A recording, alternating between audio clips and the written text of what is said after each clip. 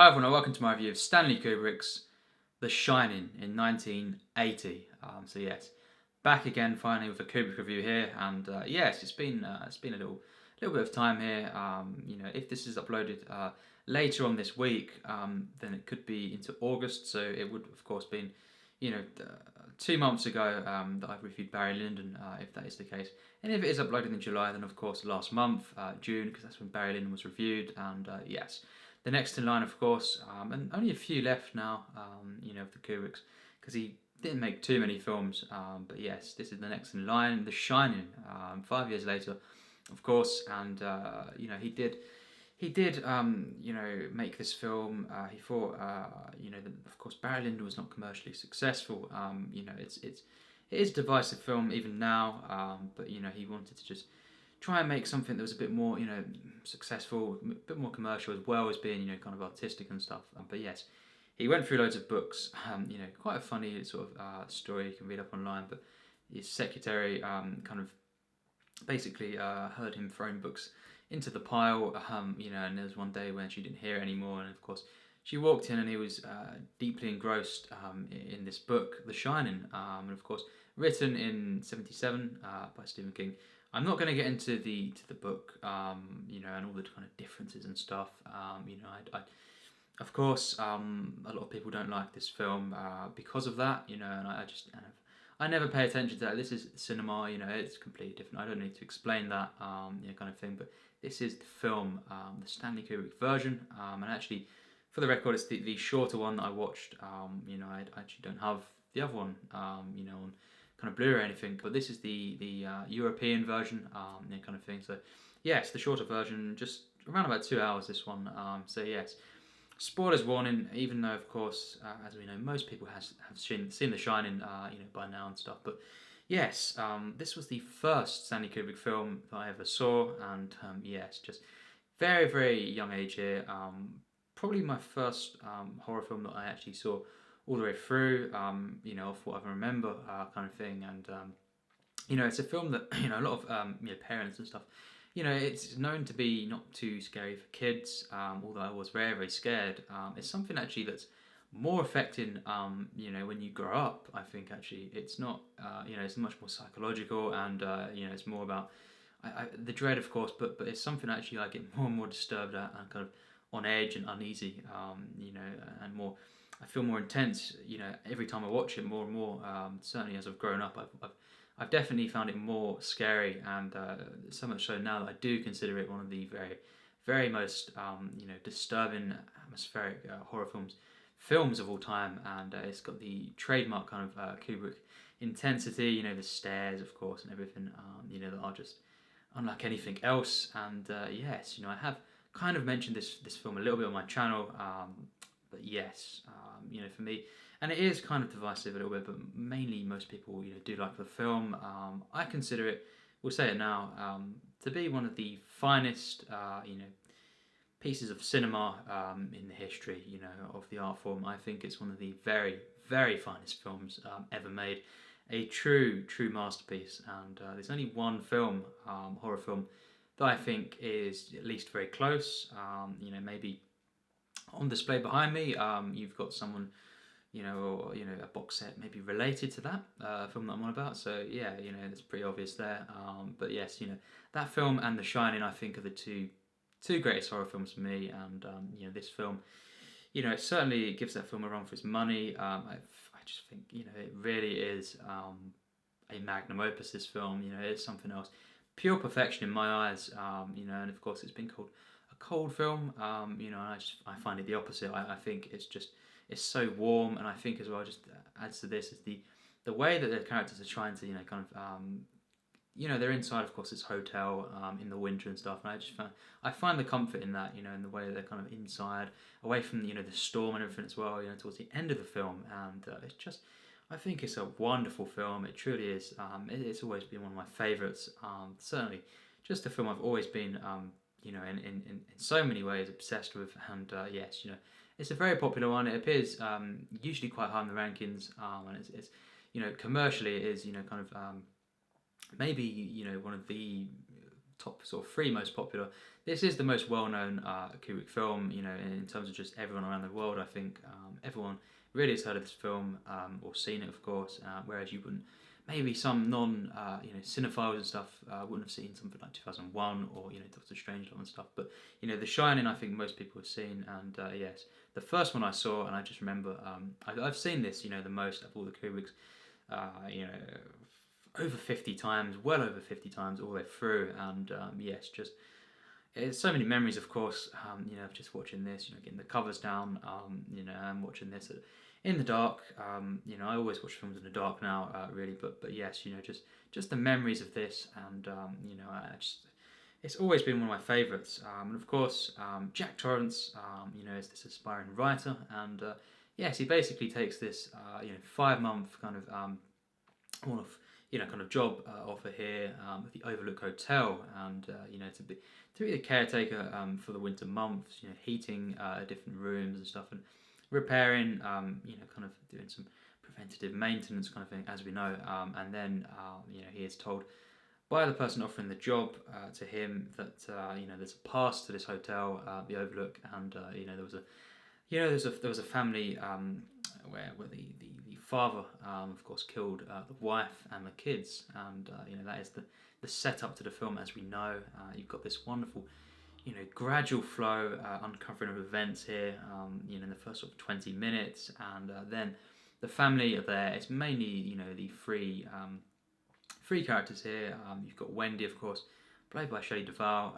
You've got Jack Nicholson, who plays Jack Torrance, and you've got Danny Lloyd playing Danny, of course, and yes, Scatman Crothers as well, you know, kind of appears here and there, but these are the main characters really in the film, and you've got, of course, you know, as we know, the ghosts in the hotel as well, you know, who are played, of course, you know, Philip Stone is in the film, kind of in quite a few Kubricks, of course, and we also have Joe Turkel, who's also in some Kubrick films, and yes, you know, this film, you know, it just for me is, you know, one of the few, you know, absolutely perfect horror films.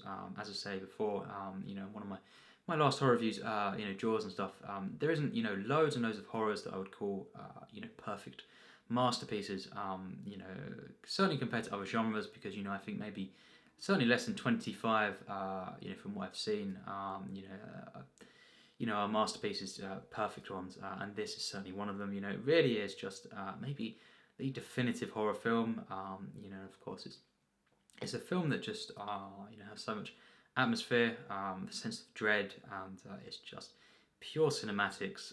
The way that Kubrick you know, tells the story visually is, you know, something else. This is truly a stunning film. You know, mind blowing, this film, and you know, it's also a very funny film, while, you know, being scary, of course.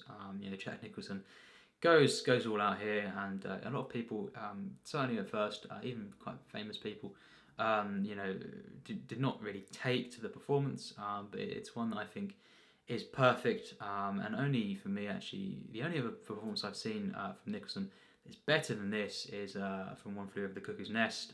You know, that's his best for me, and you know, this is definitely his second best. I think it's just one of the very, very finest performances in cinema.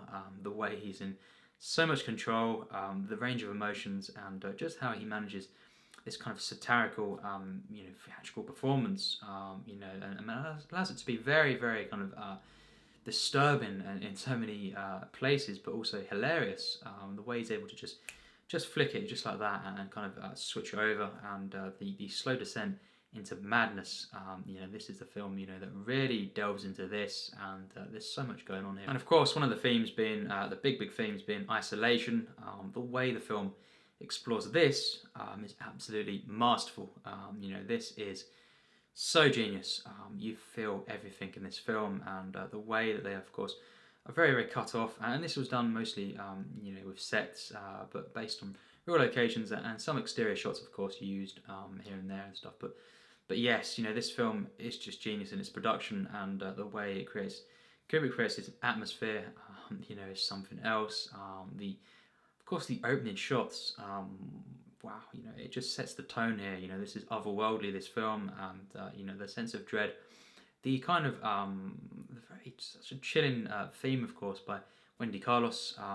Most of the film is existing music here, but of course she's done the theme mainly to this, and it's one of the most iconic, of course. And I just love this soundtrack. As I've said before, this is probably my favourite horror soundtrack overall, and the way the music is used is just genius. It really is.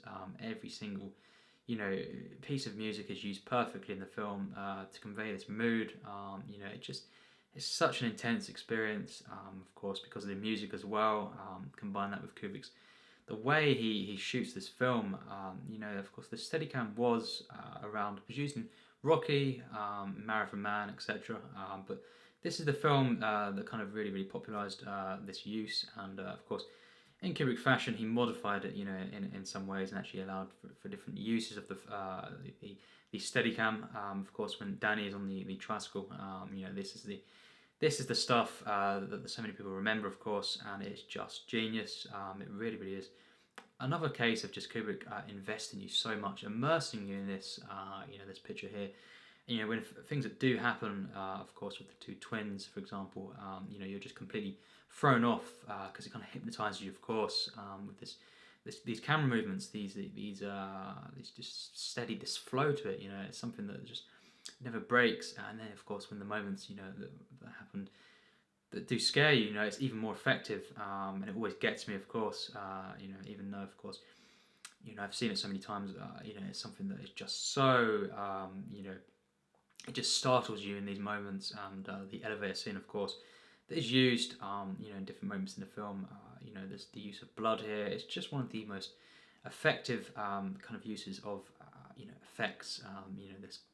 This blood, of course, it's just genius here in horror. It really is. It's something where every element in this film comes together so wonderfully, and it's something I really am obsessed with. This film, it's just every element here working at the highest order. This is something that is one of the best character studies in film. I really do count this, among the greats in that sense. Up there with Raging Bull and stuff, and Taxi Driver, and all these films. It really is one of the best, and of course, Jack Nicholson is just absolutely mind blowing in the film. But here we have, someone who was quite criticised for the film, Shelley Duvall, and I think actually she gives a great performance in this film. I think an absolutely brilliant performance. So great. I think I can't quite see how she's criticised so much. A lot of people say, of course, it's a terrible performance, and I really personally disagree. I think she's absolutely brilliant in the film. The way she becomes more and more kind of unhinged, of course, and just I loved her character. I think she was great. The warmth, of course, that I find in the film as well is from the parent, and son relationship between her and Danny. I find it really wonderful and beautiful, especially early on when they're kind of playing together and there's the maze and stuff like this. It's really wonderful to see the way it portrays family life here, and the way that they kind of, as we know, that they get out at the end, of course, and it's such a satisfying film in that sense, and it's one that is very uplifting at times, and then it turns very intense, of course, and we learn different things about the hotel, and this is something that is just genius. There's enough to let us know, to be intrigued by it, but you're not given too much information, of course, and I think this is just perfect writing here, co-written by Kubrick, of course, and it's just the secrets of the hotel is something that always I'm always so invested in, and it's something I'm always looking about, and stuff, and different theories, and I think that the perfect script here, all the exposition in the film is perfect, and I think just the way visually that he kind of Kubrick reveals more information within the hotel, and really something else. There's many disturbing moments, of course, with the woman in the bath as well. It's something that really scares me as a kid, but again, as I say, pretty much everything in the film has gotten more and more kind of affecting to me, kind of as I've gotten older, and it really is something that once again I'm quite shaken actually, after viewing this film, but luckily, of course, it's got great comedy in the film. So it's kind of a perfect mix here, you know, and it's something that is so enjoyable. This film, you know, I've watched it so many times. You know, it's one of my most watched films, really, and it's just something that every single time it gets better and better. And you know, it's just a comfort film for me, and you know, I think just a perfect film. You know, there's so much in this. Of course, Scatman Crothers as well. He is so warm in the film. You know, his performance. I love the character, of course, and the way we learn that scene. You know, I do think it's one of the best scenes ever. You know, in cinema when he first talks to Danny, of course. You know, and Danny Lloyd in the film. One of the best child performances of all time for me. But yes, that scene when he talks about the Shining. You know, of course, the powers they both have, and Danny, of course, is a character who has these powers, and this adds so much to the film. But that scene, of course, is so perfect. It's one of the best scenes in cinema for me, and it's very early on, and we have so many scenes here in the rest of the film that are just some of the best. The first kind of with the way that we see that scene, of course, that just absolutely genius scene where Jack Nicholson, of course, walks through the doors, and then you know he's transported to past times within the hotel with all these guests, and the music is playing. That is genius. It really is. And of course, you have the final act, which is very quite lengthy, you know, compared to a lot of horrors. In its final act, it's very sustained here, and you've got the whole kind of the gradual descent, of course, and the chase scenes. You know, it really is something to behold, and every time just more and more I see in this film, it really is so genius. You know, it really is a work to behold, and it's so tense. You know, and it's got such a wonderful flow to the film, and you know, wow, the use of colours, the editing. This is something else. You know, I love the two shots. I love every single shot in the film. Of course, the conversation between Delbert Grady. You know, and of course Jack Torrance is another one that is just one of the best in cinema. The way it's very just you know, quite simple in the way it's shot, but it's so perfectly framed. The use of colours in the room, the reaction shots.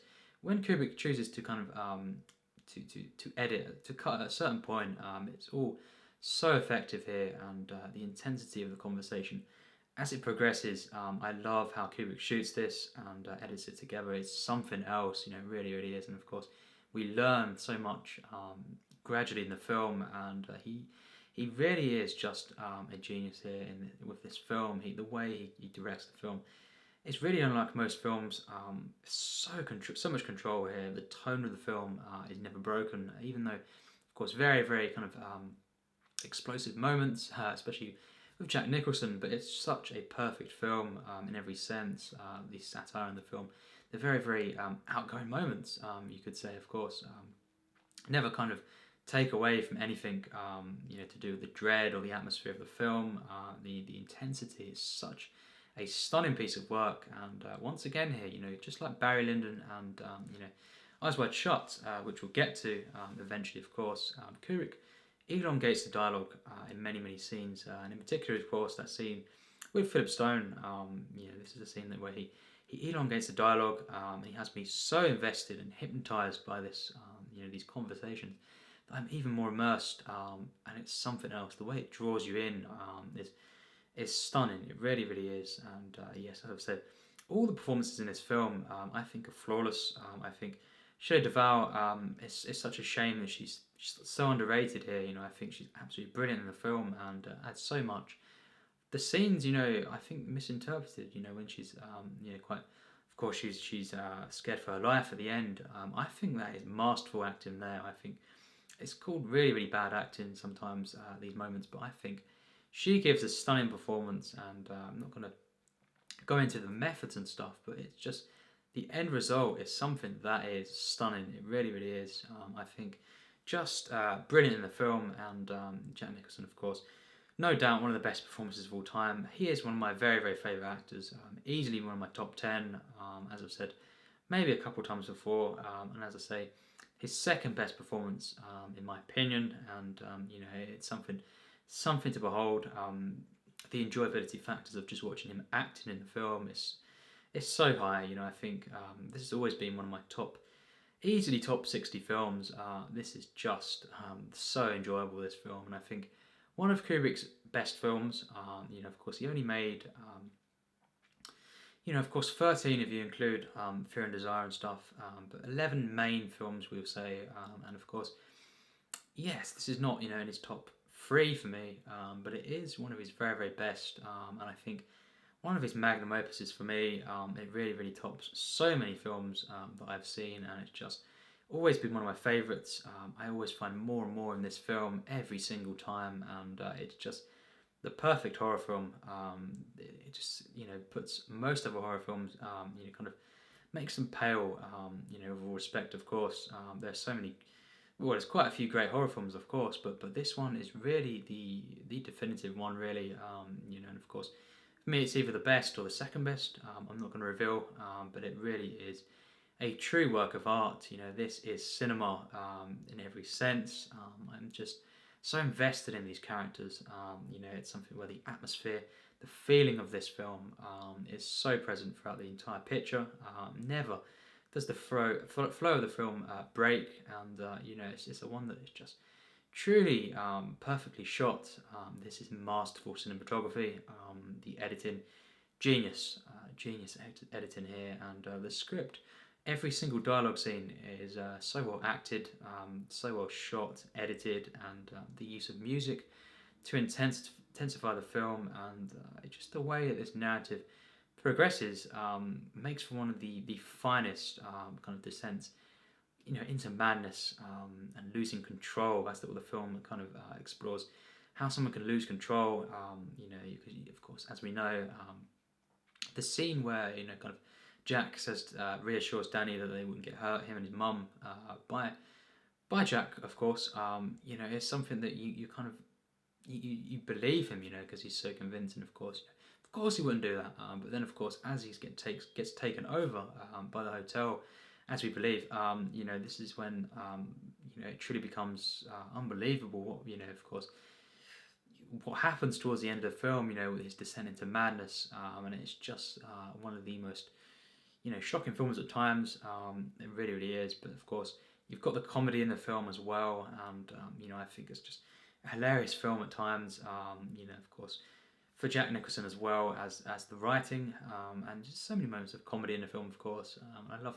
It's just such a charming feel to the characters, to the relationships, of course, and I love how it's very, very small scale mostly, but it feels like a big event. This, of course, one of the big events in cinema. Of course, we have everyone dispersing at the beginning of the film, and I love that. It's a perfect way, kind of, you see people at the beginning, and then you kind of you lose track of everything. Everyone is isolated from this, and you kind of cherish as well. You feel the kind of the relief, when Wendy is talking, of course, as we know on the radio to these people. She's, of course, becoming very, very lonely and isolated. I think the way you feel that is just so effective, and of course, the effects it has, as well as so much other things, ambiguous, and of course, related to the hotel itself, the effects on Jack, and of course, the meaning of, the ending of the film is very much open to interpretations. One that, you can just have your own view on, of course. It's not necessarily a set ending. It is very ambiguous. It could mean quite a few different things, but I think it's just one of the most effective endings, regardless of its meaning, in cinema. It really, really is. As always, Kubrick pretty much always made, one of the, an ending which is, on my list of, best endings, really. He always knew how to end a film, and kind of, even if you don't understand it fully, to kind of leave you with an effect, powerful effect. This one is one of his best endings for me, certainly so, and it's very, very different to quite a lot of his endings, but it's just so perfect. It really, really is, and yes, just not a single moment in this film is not, masterful. It really is perfection here, and just the characters, the warmth of this film, despite, of course, it being set in the winter mostly, and this kind of the storm at the end, the kind of disturbing nature of the film, but it's so warm and so full of heart, I feel, and I find it very emotional, this film, actually. I do find it emotional and very, very powerful in many different ways to even, films like Clockwork Orange, of course, and Barry Lyndon. It's very different, but it is powerful. Stanley Kubrick is a director who has been quite criticised, over the years, for being a director who's too kind of technical and not really caring too much about characters, kind of emotion. But I completely disagree with this kind of criticism. Personally, I think, if anything, the greatest director, for characters. I think just the way that I got so, I get so invested in the dynamics, of course, of this family, and I think just the way it's so perfectly built up. The relationships, the interactions between these three main characters in particular, and you've got this conflict that gradually builds. The kind of mistrusting between, of course, Wendy and Jack. It's so effective, and I've rooted so much, for these characters, Danny and Wendy, to kind of get away from this and escape, and there's something just so compelling about these characters.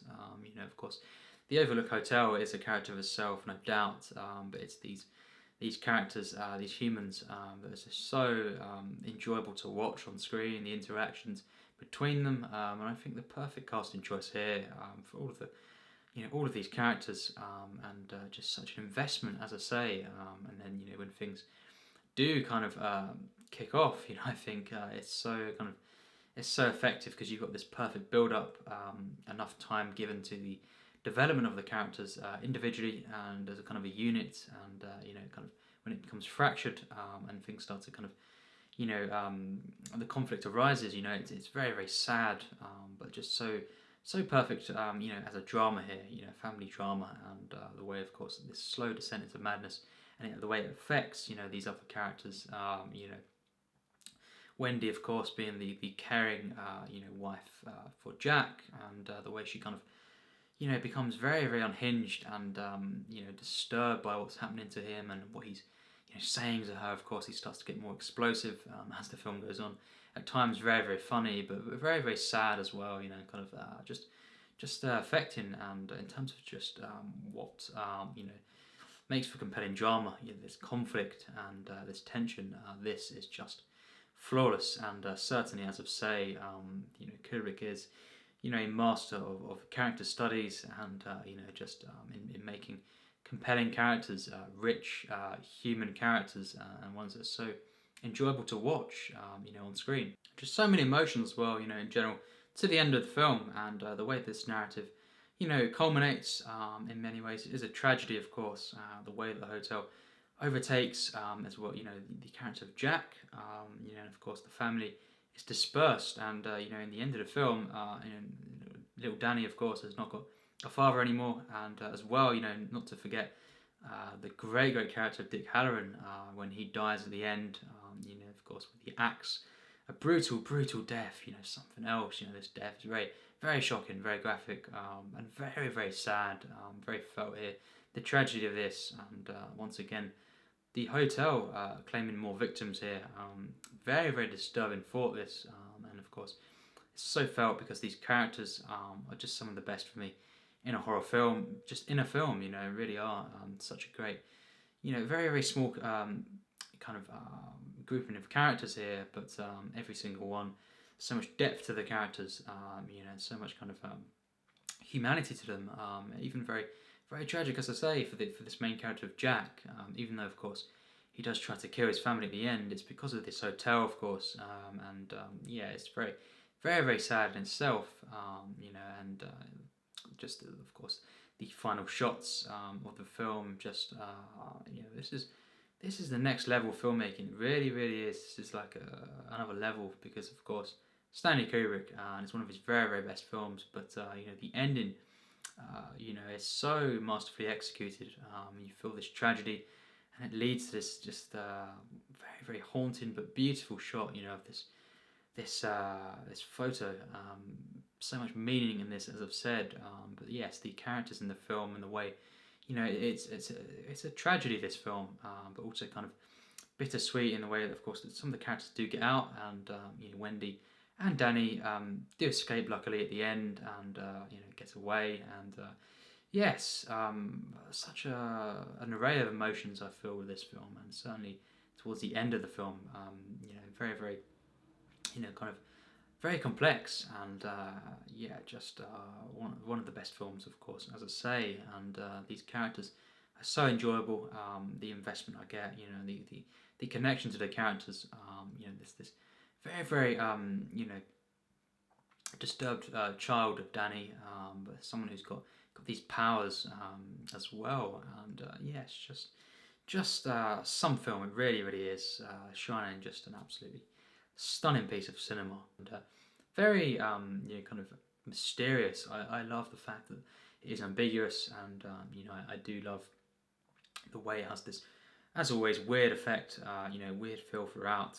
The looks that people give different characters in the film, the use of lighting, the camera movements, the zooms.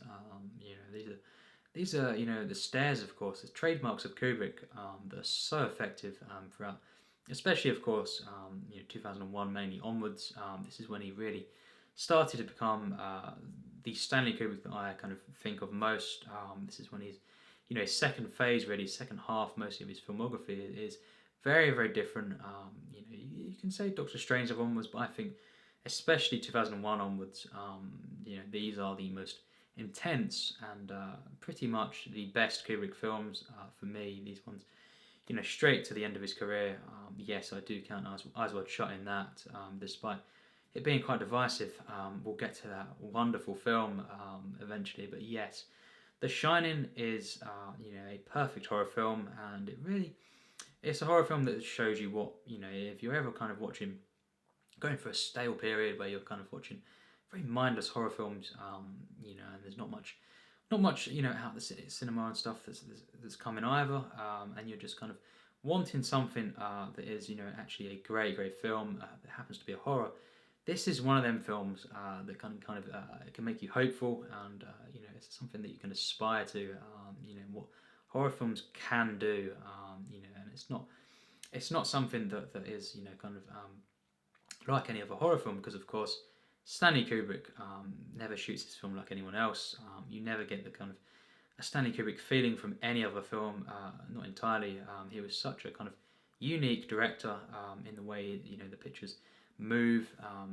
His films acted and very much the mood of his films is like kind of related to music as well. I think the operatic nature of the films, the way he's in full control in a very particular way of the camera, and the way he reveals things visually to the audience, and the performances, the dialogue, and just the overall, the very truly visceral and at the same time spiritual feeling that I get from his films, especially as I say 2001 onwards. This is something that puts him, certainly for me, as the best director of all time, and I think once again, this is an absolute magnum opus, just like these last ones have been getting.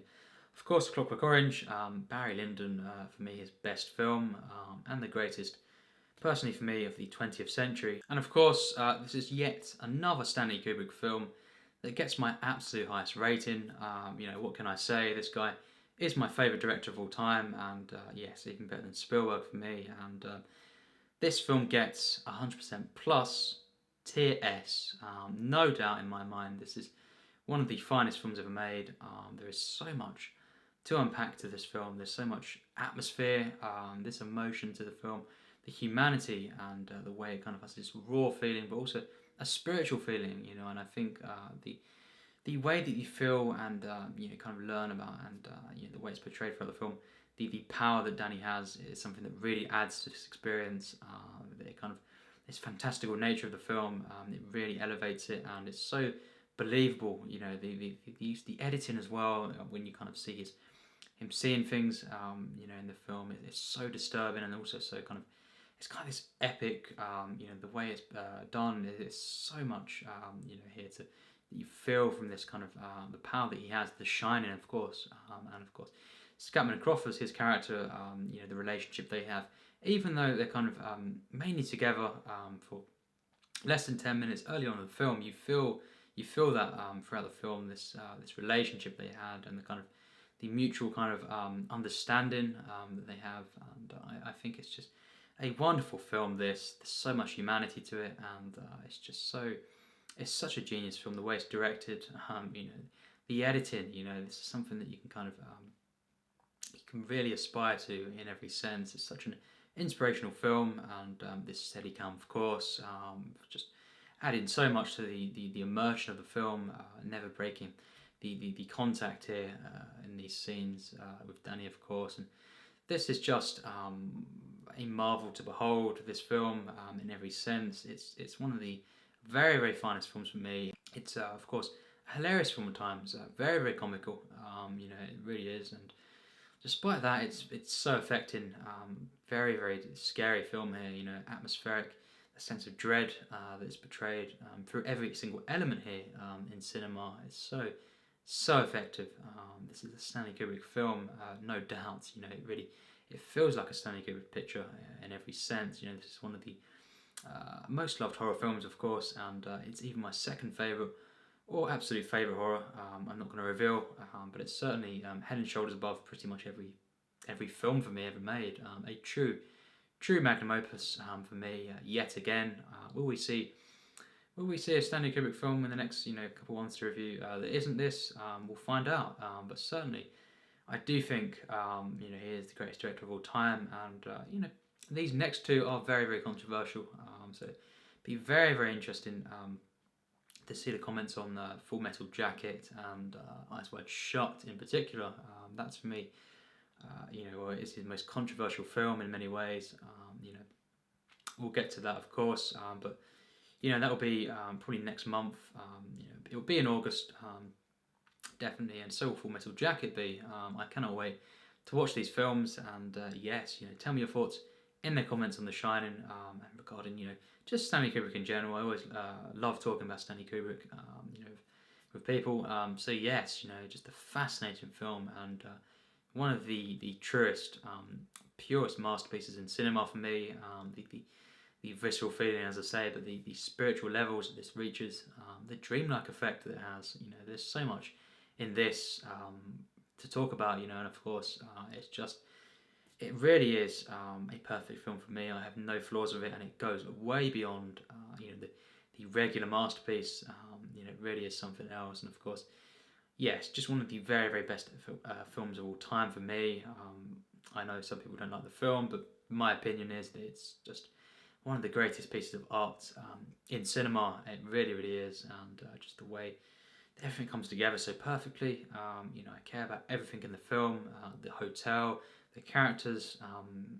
Just there's such a charm to the film, but of course it's so disturbing, so much dread in the picture, and just a wonderful, wonderful film, a comfort view, but also highly intense, of course, and one of my favourite films of all time. So as always, thanks for watching my review.